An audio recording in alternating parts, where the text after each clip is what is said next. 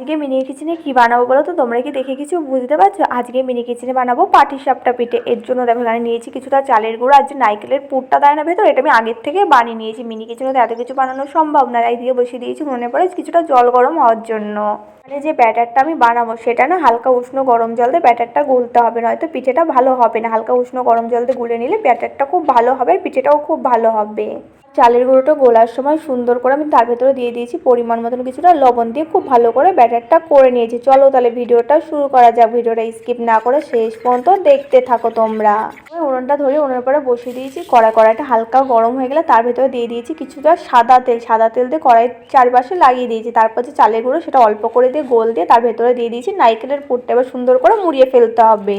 পিঠেটা বানানোর আগে খুব ভাবছিলাম এটাকে আমি মিনি কিচেনে বানাতে পারবো, এটা কি হবে। দেখো খুব ভালো তো, মানে বাড়িতে যেরকম আমরা বানাই সেরকম তো কত ভালো হয়নি, কিন্তু এটা দেখো খারাপও হয়নি, খেতে বেশি টেস্টি হয়েছিল। তোমার পিঠেটা তাও একটু কেমন হয়েছিল, কিন্তু পরেরগুলো খুবই ভালো হয়েছিল। খেতে তো খুবই ভালো হয়েছিল, কিন্তু দেখতে একটু কেমন হয়েছিল প্রথমে। এটা পরেরগুলো দেখো আস্তে আস্তে আস্তে আস্তে ভালো হবে আরো।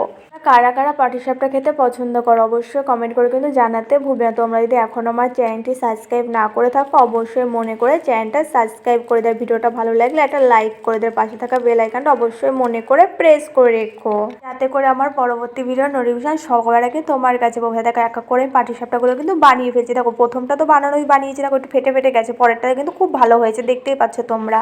কড়াইটা তো অনেকটাই ছোট, এর জন্য পিঠেগুলো খুব একটা ভালোভাবে পাকাতে পারছিলাম না, তবুও দেখো খুব সুন্দরই হয়েছে পিঠেগুলো বলা যায়। মানে কড়াই আন্দাজে পিঠেগুলো খুব সুন্দর হয়েছে বলা যায়। আমাদের কাছে পিঠেগুলো কেমন লাগছে অবশ্যই জানিও। তোমরা পাশে থাকলে আমি মিনি কিচেনে আরও ভালো ভালো রান্নার ভিডিও করে তোমাদের দেখাতে পারবো। দেখো তোমাদের সাথে কথা বলতে বলতে কিন্তু আমার দুটো পিঠে বানানো হয়ে গেছে, এই 3 নম্বর পিঠেটা বানাচ্ছি।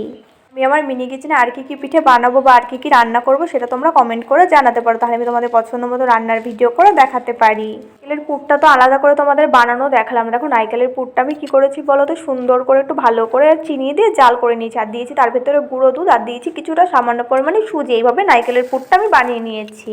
সব কিছু দেখানো তো মিনি কিচেনে সম্ভব হয় না, তবুও তোমরা যদি বলো আমি পরে কখনো আবার নারকেলের পুরটা সুন্দর করে বানিয়ে পিঠে বানিয়ে তোমাদের দেখাবো।